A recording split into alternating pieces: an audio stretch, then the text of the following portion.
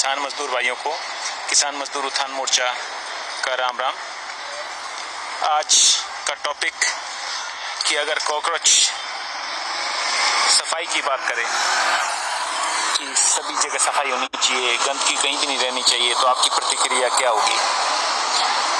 इसी तरह है ये कि सिर्फ लुभावने वायदे देने के लिए तो सरकार भ्रष्टाचार के विरोध में खड़ी है, लोगों को लुभाने के लिए भ्रष्टाचार के विरोध में खड़ी है, लेकिन भ्रष्टाचारियों को पूरी पनाह दे रही है, पूरा संरक्षण दे रही है और ये मान के चल रही है कि बिना भ्रष्टाचार के, बिना गलतियों के कोई काम हो नहीं सकता। और अब फिलहाल आज की तारीख में ये एक सच्चाई भी है, ये कटु सत्य है कि आप बिना धोखाधड़ी के, बिना गलत काम किए हुए ईमानदारी के साथ रोटी नहीं खा सकते कहीं पर भी, क्योंकि दुनिया लूटने के लिए आपकी तरफ भीड़ तंत्र में लूटने के लिए तैयार बैठी है हर एक।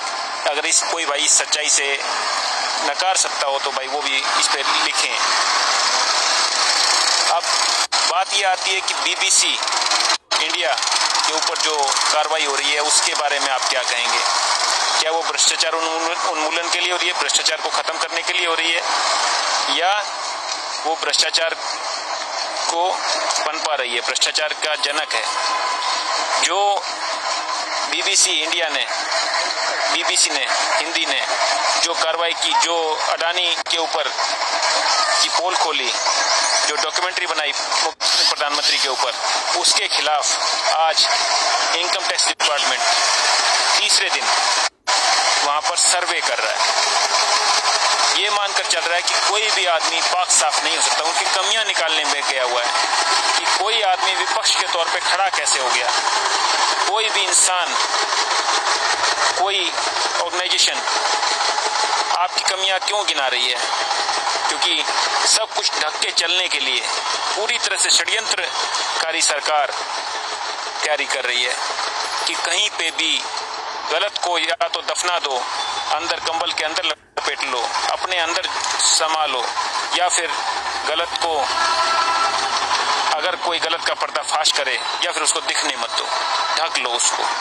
अगर वो दिखाई दे तो विपक्ष के तौर पे दिखाई दे, विरोधी के तौर पे दिखाई दे, उसके अंदर कमियां निकाल के उसको बदनाम कर दो, क्योंकि आपके पास एक संगठन है, एक प्रचार तंत्र है, मीडिया है, प्रचारक हैं, साधु संत जो ज़्यादा लोगों को जोड़े हुए हैं वो हैं, और हर कोई हमारे जैसा आदमी भी जो ज़्यादा लोगों के, मतलब मैं तो ज़्यादा लोगों के संपर्क में नहीं हूँ, लेकिन जो ज़्यादा लोगों के संपर्क हैं उसको भी अपने साथ जोड़ने की कोशिश में संघीय शक्ति कार्टेल सिस्टम का एक बहुत ही मतलब भयावह है, जो कि आने वाले समय में, क्योंकि बुराई जो है कार्टेल सिस्टम, संघीय शक्ति, वो बुराई है। वो इसलिए बुराई नहीं है कि उसमें आज पनप नहीं सकते, लेकिन वो कहीं ना कहीं पे जाके उसका अंत होगा, उसके जो है दुष्परिणाम होंगे कहीं ना कहीं जाके किसी समय पर। आज जो लोग इनके साथ जुड़ के अपना फायदा निकाल रहे हैं, फायदा देख रहे हैं सरकार के साथ, सरकार में शामिल होकर के, उनकी वजह से देश को कहीं ना कहीं पछताना पड़ेगा और बड़े औंधे मुंह पड़ेंगे हम लोग। जो पाप और पुण्य की बात करने वाले देश में, जहाँ पे जिस देश में पाप और पुण्य, मतलब जो बुरा काम है, जो गलत है वो पाप है और अच्छा काम पुण्य है, अगर बुराई को बढ़ावा मिले तो वो विश्व गुरु किस डायरेक्शन में बनेगा, ये समझने की बात है। किस तरह से हम विश्व गुरु बनना चाहते हैं, किस डायरेक्शन में, क्या हम दुनिया को क्या दिशा देना चाहते हैं। जो हमने अपनी धरोहर संजो करके रखी, जो लोगों को हमने अच्छाई का, भाईचारे का पाठ पढ़ाया सारे दुनिया को, वो उस रास्ते पर आगे नहीं चल रहे हम लोग। भाईचारे के रास्ते पर, शांति के रास्ते पर, गांधी के रास्ते पर नहीं चल रहे हैं। और यहाँ तक ही नहीं कि गांधी के रास्ते पर चलने के लिए बात करें, आज जो है उग्र होने को, एक शांति को नकारा जा रहा है, उग्रता को बढ़ावा दिया जा रहा है, और सिर्फ कि भाई गांधी गलत था और जिसने जो है गोली उठाई, डंडा उठाया, वो सही थे, जरूरी है गरम दल और नरम दल, जो कि थे कांग्रेस में भी, अभी भी हैं, और लोग भी हैं। गरम दल जो भी संगठन है, गरम दल नरम दल होने चाहिए, लेकिन गरम दल को बढ़ावा देना, लड़ाई झगड़े को, बारूद को बढ़ावा देना, नफरत को बढ़ावा देना, अपने पड़ोस में एक देश जो कंगाली की तरफ बढ़ रहा है उसकी बुराई करके, या दूसरे जहाँ पे हो रहा है आज, मतलब जो कुछ भी कहीं युद्ध हो रहा है या कोई देश जो है वो पीछे जा रहे हैं, उन देशों की बातें सुन के अपने आप को सुदृढ़ महसूस करवाना, अपने आप को मजबूत महसूस करवाना और काम को ठीक करने के लिए जो विपक्ष की भूमिका होती है उसको खत्म करने के लिए ये देश चल रहा है। तो ये एक मुख्य बात है कि सभी लोग जो हैं नेगेटिविटी को, ये मैं खासकर बीबीसी इंडिया के जो आज इनकम टैक्स डिपार्टमेंट वहाँ पे गया है और 3 दिन से लगातार सर्वे कर रहा है, वो वहाँ पे छापा नहीं डाल रहा है, वो ये देख रहा है कि ये किस तरह से काम कर रहे हैं बीबीसी वाले। और बीबीसी वालों ने अपने जो वर्कर्स थे उनको छुट्टी दे दी है। छुट्टी इन द सेंस कहा है कि वर्क फ्रॉम होम, घर से काम करो, आप सभी लोग घर से काम करो। तो पूरी तरह से सरकार के समक्ष खड़े हो गए और इसी तरह से जो हिडनबर्ग है उन्होंने भी अडानी को कह दिया था कि अगर आप इसमें और आगे जाना चाहते हैं, हमारे खिलाफ केस फाइल करना चाहते हैं इंटरनेशनल फोरम में, इंटरनेशनल कोर्ट पे, तो आप फाइल कीजिए, हम इसमें और आगे चलते चले जाएंगे। उसकी जो हिडनबर्ग के ऊपर सभी विदेशों में उस पे वो भरोसा एक का प्रतीक है, लेकिन हमारी सरकार अपना भरोसा खोती जा रही है एक गैर भरोसेमंद इंसान के साथ खड़े होकर के, उसको सहारा दे करके, उसको खड़े करने के लिए, अडानी ग्रुप को खड़ा करने के लिए, और लोग फायदे के लिए उसके साथ जुड़ रहे हैं, क्योंकि पता है कि जब प्रधानमंत्री किसी देश का उसके साथ खड़ा हो जाए तो वो डूबेगा नहीं, किसी भी हालत में नहीं डूबेगा। जिस तरह से प्रधानमंत्री खड़ा है आज अडानी ग्रुप के साथ, और पहले भी, और जो दिख रहा था कि भैया अगर कहीं से भी उसको लोन नहीं मिल रहा था तो स्टेट बैंक ऑफ इंडिया से प्रधानमंत्री नरेंद्र मोदी जी ने उनको लोन दिलवाया। तो जिस तरह से खड़ा है तो उसकी तरक्की स्वाभाविक है। और अगर आपके दोस्तों की तरक्की स्वाभाविक है तो आप तो तरक्की में हैं ही। अगर आपके दोस्त अरबों खरबोंपति हैं तो आप भी अरबों खरबोंपति हैं। आज उनको आप सहारा दे रहे हैं तो आप लोटा उठा के तो कभी नहीं जा सकते। लोटा उठा के आप कभी नहीं कि मैं लोटा उठा के चल दूंगा, मैं फकीर आदमी हूँ। फकीरी से दूर भाग रहे हैं और अपने आप को मजबूत कर रहे हैं, विपक्ष को खत्म कर रहे हैं। कोई भी आपके खिलाफ बोल रहा है तो उसके खिलाफ खुली जंग कर दे रहे हैं दिखती आंखों से। और आपके खिलाफ बोलना एक फालतू सी बात लगती है क्योंकि आप रोज नई नई चीजें करते जा रहे हैं, उसी डायरेक्शन में बढ़ते जा रहे हैं, सिर्फ बातें करते जा रहे हैं कि भ्रष्टाचार खत्म होगा, लेकिन भ्रष्टाचार को सहारा देने से, भ्रष्टाचारी को सहारा देने से किस तरह से भ्रष्टाचार खत्म करेंगे ये मुझे नहीं समझ में आ रहा। सभी भ्रष्टाचारियों को अपने साथ जोड़ करके किस तरह से आप भ्रष्टाचार को खत्म करेंगे ये समझ में नहीं आ रहा है। तो भाई मैं सुमित चिकारा, किसान मजदूर उत्थान मोर्चा, टीकरी बॉर्डर सेक्टर 9 मोड़, 2 साल 2 महीने हो गए हमें, और आप लोगों का सहयोग भी है, सभी साथी हैं, इसको शेयर भी कीजिएगा। और भाई बात यह है कि विपक्ष भी सार्थक हो जाए, सिर्फ उसी के ढंग पे ना चले जो इन्होंने किया। सिर्फ हमारे पुराने नेताओं की बुराई करके, या ये एक तरीका नहीं है। जब हालात इतने खराब हैं कि आप कोई भी काम ईमानदारी से नहीं कर सकते, ये सच्चाई है, जैसे शुरू में भी कहा मैंने, तो आपको पकड़ना बहुत आसान है। इसमें बिल्कुल तपा हुआ इंसान, तपी हुई ऑर्गेनाइजेशन जो सब कुछ दांव पे लगाने की हिम्मत रखती हो, वो लोग खड़े हो सकते हैं इसमें। अब जैसे बातें हुई कि भाई मैं एज ए विपक्षी बात करूंगा कि जिस तरह से संसद में कहा गया कि विपक्ष बार बार समय खराब कर रहा है और अडानी के लिए पूछ रहा है, उस टाइम राफेल के लिए भी कह रहे थे कि राफेल के लिए जो है संसद का समय खराब किया।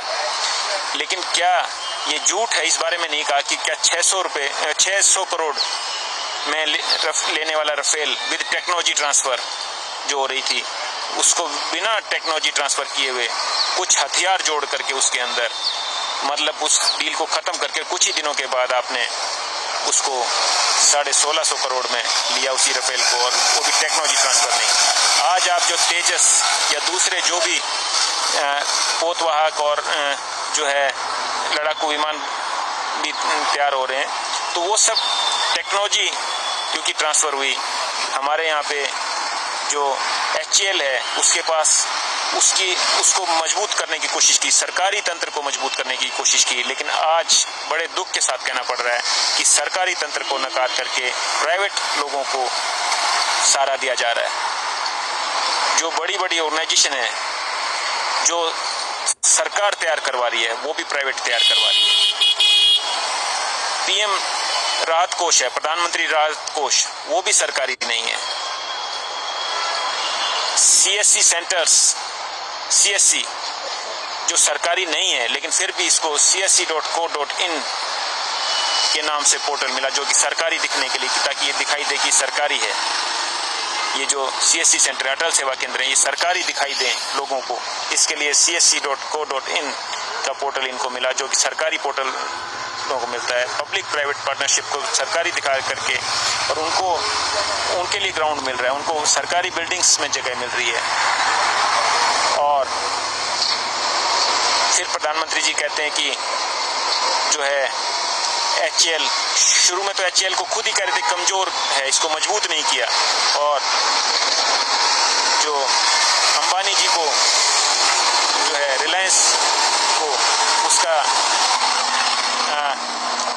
जो ये राफेल के लिए बिल्डिंग के लिए उसको अंबानी को की फैक्ट्री को उसको HAL को नकार के अंबानी को प्रोत्साहन देने की कोशिश की। तो अपने दोस्तों को आप सहारा देंगे तो देश को कैसे मजबूत करेंगे? जब देश की कंपनियों को आप बेच देंगे, देश के प्रोजेक्ट्स को आप दूसरी प्राइवेट कंपनियों को देने की कोशिश करेंगे, तो किस तरह से देश मजबूत होगा? ये थोड़ा समझने की बात है। भाइयों, आप इस पर प्रतिक्रिया दें कि किस तरह से आज हमारा income tax department BBC India के लिए कि यहाँ पे देख रहा है कि किस तरह से छापा मारा जाए। कोई छापा नहीं मारा जा रहा, सर्वे किया जा रहा है कि किस तरह से पकड़ा जाए, उनके कागज कहाँ से नोट्स ले रहे हैं, किन लोगों से कांटेक्ट में हैं, कहाँ से उनके पास ये चीज़ें आ जा रही हैं, उनके तंत्र को खंगाल के। और ये ऐसा भी मैं बता दूं कि आने वाले समय में जैसे NDTV खरीद लिया गया, इस पर भी ताक लगाई जा सकती है कि इसको अंबानी जी या फिर अडानी जी खरीद लें, क्योंकि जो सामने आता है या तो उसको मिटा दो या उसको खरीद लो। ये जो है मुझे लगता है ये गुंडागर्दी का एक तरीका है कि या तो उसको खरीद लो या उसको मिटा दो। तो भाई इस ऐसे मौसम में बिक जाना भी कोई बुराई नहीं है कि कई बार कहते हैं हमारे लोग कि हमारे नेता बिक गए। मैं ये मानता हूँ कि टूट जाने से बेहतर है बिक जाना, क्योंकि ये सरकार आपको खरीदने और ना खरीदे जाने पर तोड़ने के लिए उतारू है। ये एक मुख्य बात है कि अगर आप बिक जाते हैं तो आपकी जान बच जाती है, आपकी ऑर्गेनाइजेशन बच जाती है, आपका अस्तित्व बच जाता है। नहीं तो सरकार, आप समझिए जो ताकत आपने खड़ी की है वो आपको तहस नहस कर देगी अगर आप सरकार के खिलाफ, या सरकार के खिलाफ का मतलब सरकार की बात उजागर करेंगे। सरकार से जिसको कमी, ये विपक्ष सहन करने वाली मजबूत सरकार नहीं है। फिर भी आप सभी भाई इस पे अपनी प्रतिक्रिया दें, मैसेज में लिखें, और अगर आपको ये ठीक लगे तो इसको शेयर भी जरूर करें। जो भाई कहते कहते हैं कि हम किसान मजदूर उत्थान मोर्चा की मांगे, मैं आपको फिर से बता दूं, हमारी मांगे हैं किसान मजदूर को मजबूत करने के लिए, कि उनके लिए शिकायत एवं सुविधा केंद्र बने सभी मंडियों के अंदर, कोर्ट के अंदर, जहां पे आप किसान मजदूर अपनी कंप्लेंट डाले तो वो उससे संबंधित विभाग पर उसकी कंप्लेंट जाए, उसकी सुनवाई हो, उस पर कार्रवाई नहीं हो रही है। और दूसरी मांग है किसानों के लिए बीमा जो है वो सरकार पूरी तरह से उसका मतलब बीमा सरकार ही करे, क्योंकि पहले जो अगर कोई आपका नुकसान होता, फसल का नुकसान, तो सरकार मुआवजा देती थी। अब वो सरकार खुद वो मुआवजा नहीं दे सकती, बीमा कंपनी को ट्रांसफर करेगी, क्योंकि प्राइवेटाइजेशन को बढ़ावा दे रहे हैं। तो उस कंडीशन में सरकार कम से कम बीमा कंपनी का बीमा तो जरूर वहन करे, क्योंकि आज की डेट में ये कहते हैं कि जितना किसान देता है उससे दुगना सरकार देती है। तो हम कहते हैं कि अगर 500 रुपये किसान देता है तो 1000 रुपये सरकार देती है। तो अगर सरकार 1500 रुपये दे दे और वो चाहे तो ये किसान सम्मान निधि भी ले ले, लेकिन नुकसान का पूरा भरपाई करवाए। जब भी नुकसान हो जाता है तो वो कम से कम जिस काम में किसान कमा नहीं पा रहा है उसमें नुकसान नहीं होगा। आज नुकसान का सौदा, घाटे का सौदा सरकार भी मानती है और सभी लोग मानते हैं ये बात कि किसानी घाटे का सौदा है। लोग जमीनों के रेट बढ़ रहे हैं उससे कमा रहे हैं, लेकिन खेती बाड़ी से कोई नहीं कमा रहा है। ये एक सच्चाई है, क्योंकि खेती बाड़ी से कमा नहीं सकते। कमाने से देश की अर्थव्यवस्था खतरे में आ जाएगी, महंगाई आसमान छूने लगेगी, क्योंकि किसान के ऊपर बैठकर सरकारें काम कर रही हैं।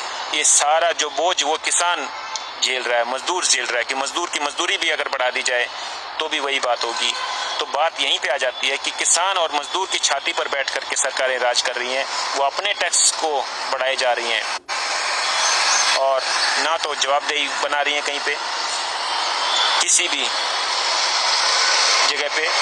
और जवाबदेही कहीं से बने या कोई आपके खिलाफ खड़ा हो सके, उस आवाज़ को मजबूती के साथ दबाने का काम कर रही हैं। ये आपके सामने है जो BBC इंडिया के ऊपर कार्रवाई की जा रही है, उनका सर्वे किया जा रहा है। कोई कंप्लेंट नहीं है, लेकिन फिर भी सर्वे किया जा रहा है, कोई छापा नहीं मारा जा रहा है कि भाई किस तरह से ये काम कर रही है। और BBC भी इसको पूरा कोऑपरेट कर रही है, जिस हिसाब से मुझे लगा कि क्योंकि उन्होंने आज वर्क फ्रॉम होम बोल दिया अपने वर्कर्स को कि पूरी तरह से आप छानबीन करने दीजिए सरकार को। तो ऐसी कंडीशन में लोगों को भी साथ देना चाहिए। अब NDTV नहीं रहा तो BBC न्यूज़ को बढ़ावा देना चाहिए, उनको शामिल होना चाहिए उनके साथ। और ऐसे जो भी संगठन है उनको उनके साथ खड़े होना चाहिए। एक और मांग है हमारी, मैं बता दूं साथ ही साथ, MSP जो कि मुख्य मांग है, न्यूनतम समर्थन मूल्य की मांग C2+50। और जो सरकार ने हमें वायदा किया था कि हमारे जो केस हैं किसान के बच्चों के ऊपर वो खारिज हो जाएंगे। और झूठे केस, झूठे का मतलब मैं आपको बता दूं कि जो लोग जो गए थे, मात्र किसान के बच्चे जो गए थे आंदोलन में, कोई तोड़फोड़ नहीं की, उनके ऊपर भी केस चला करके और उनको पंगु बना दिया है कि वो कहीं पे कोई नौकरी ना कर सकें। ये सच्चाई है कि वो युवा जो सरकार के खिलाफ खड़े हुए थे, आंदोलन में साथी रहे थे किसानों के, वो नौकरी ना कर सकें, उनके ऊपर केस चल रहे हैं, क्योंकि ये एक 56 इंच के सीने वाले मोदी जी की सरकार है। और इसमें थोड़ा बहुत नुकसान अगर किसान के बच्चों का होता है, जिनमें थोड़ा जज्बा है खड़े होने का, उसको कुचलने का काम ये सरकार कर रही है, ताकि कोई भी आगे खड़ा ना हो सरकार के खिलाफ। तो भाई आप लोग हमें सहयोग देते रहें, लेकिन ये भी एक सहयोग है कि आप इस वीडियो को लाइक करें, शेयर करें, ज़्यादा से ज़्यादा लोगों में पहुँचाएँ। जय जवान, जय मजदूर, जय किसान, जय हिंद, जय भारत। धन्यवाद जी। राम राम सभी भाइयों को। जय हिंद।